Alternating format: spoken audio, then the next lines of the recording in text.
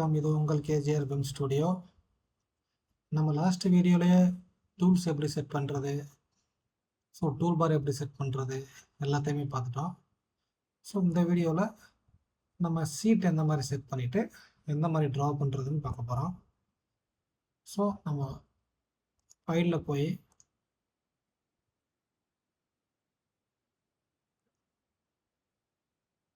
Option இருக்கும். ஆப்ஷனில் போயிட்டு டிஸ்பிளே கலர் நம்மளுக்கு என்ன கலர் வேணுமோ, சில பேர் ஒயிட் வச்சு பார்க்கணும்னு நினைப்பாங்க, சில பேர் பிளாக் வச்சு பார்க்கணும்னு பார்க்கலாம். ஒயிட் வேணுன்றவங்க ஒயிட் வச்சுக்கலாம், பிளாக் வேணுன்றவங்க பிளாக் வச்சுக்கலாம். எனக்கு பிளாக் தான் கம்ஃபர்டபுளாக இருக்கும். நான் பிளாக்லேயே வச்சு ஒர்க் பண்ணுறேன்.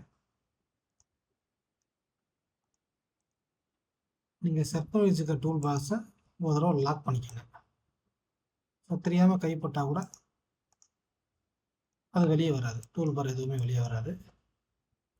அதுக்கப்புறம் இப்போ நம்ம கர்சர் சைஸ் இந்த மாதிரி இருக்குது. இது எனக்கு கம்ஃபர்டபுளாக வச்சுருக்கேன். உங்களுக்கு கர்சர் சைஸ் சேஞ்ச் பண்ணணும் அப்படின்னா ஆப்ஷனில் போயிட்டு கர்சர் சைஸ்ன்னு இருக்கும், அதை போய் நீங்கள் சிறுசாக வேணால் சிறுசு பண்ணிக்கிடலாம்.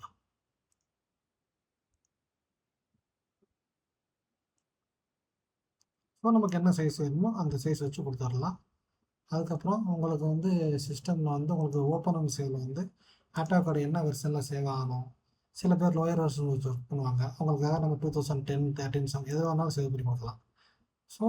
எவ்வளோ நேரத்துக்கு ஒரு தடவை ஆட்டோமேட்டிக் சேவ் ஆகணும், 10 minutes 20 minutes எது வேணாலும் கொடுத்து நம்ம சேவ் பண்ணுறதுக்கு ஆப்ஷன் இருக்குது, கொடுத்துக்கலாம். இந்த மாதிரி செட்டிங்ஸ் இருக்குது உள்ளது. அதுக்கப்புறம் அங்கே லேயர்ஸ் இருக்குது. இந்த லேயர்ஸ் நமக்கு ப்ராப்பர்ட்டி லேயர்ஸ் எந்த மாதிரி செட் பண்ணலாம் அப்படின்னு நான் செப்பரேட்டாக ஒரு வீடியோ போடுறேன். அதுக்கு நமக்கு ட்ராயிங் பண்ணுறதுக்கு லைன்லேயே 4 டைப் ஆஃப் லைன் இருக்குது. ஒன்று நார்மல் லைனு. நீங்கள் இதில் ஆர்த்தோ ஆன் பண்ணிக்கிறீங்க அப்படின்னா ஸ்ட்ரெயிட்டாக வரும். ஆர்த்தோ ஆஃப் பண்ணிட்டீங்க அப்படின்னா இந்த மாதிரி வரும்.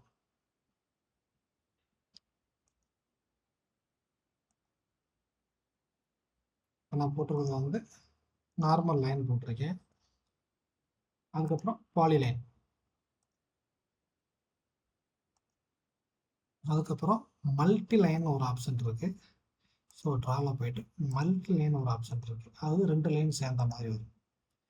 இந்த 3 லைனுக்கு என்ன வித்தியாசம் பார்த்தீங்கன்னா, இப்போ லைனை நீங்கள் இந்த மாதிரி மல்டிபிளாக போடும்போது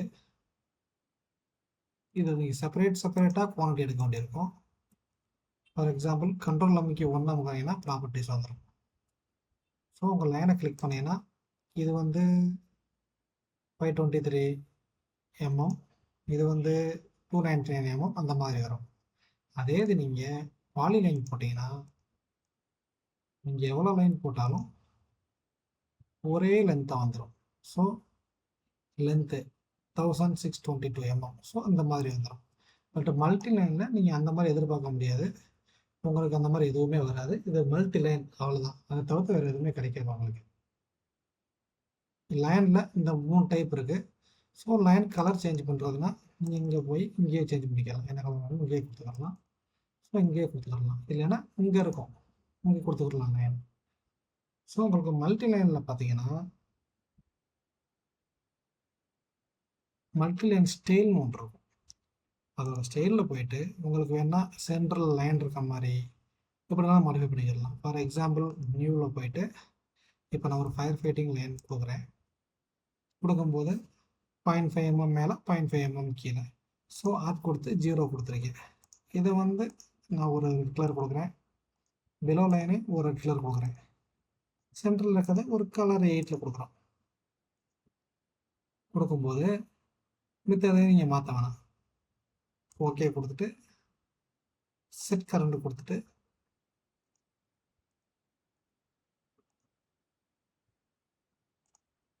இங்கே இந்த மாதிரி வந்துடும், ப்ரிவியூ வந்துடும்.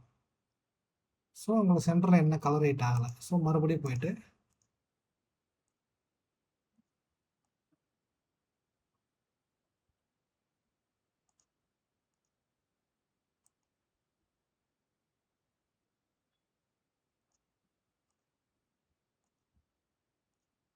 வந்துருச்சா.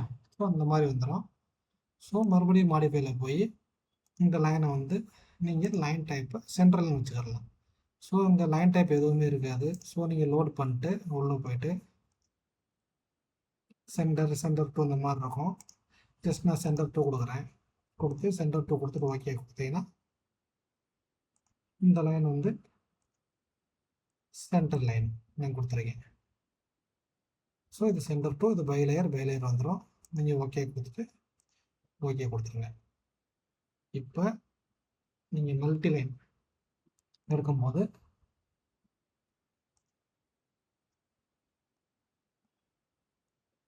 இந்த மாதிரி வந்துடும். நீங்கள் பைப்பு டபுள் லைன் பைப் போடும்போது இந்த மாதிரி கொடுக்கும்போது அதெல்லாம் யூஸ் பண்ணிக்கலாம் நீங்கள். ஸோ நீங்கள் பாலி லைனில் பார்த்தீங்கன்னா குளோபல் வித்து இன்க்ரீஸ் பண்ணிக்கலாம். ஒரு 2 mm, ஒரு 10 mm இந்த மாதிரி இன்க்ரீஸ் பண்ணிக்கலாம். பைப் சைஸை பொறுத்து இன்க்ரீஸ் பண்ணி யூஸ் பண்ணிக்கலாம். இது பேசிக்காக லைன் பண்ணுறதுக்கு நான் பண்ணியிருக்கேன். அடுத்த வீடியோவில் உங்களுக்கு நெக்ஸ்ட் எல்லாமே கொடுக்குறேன். இன்னும் நம்ம சேனலை சப்ஸ்கிரைப் பண்ணுவாங்க, சப்ஸ்கிரைப் பண்ணி வச்சுக்கோங்க. தேங்க்யூ.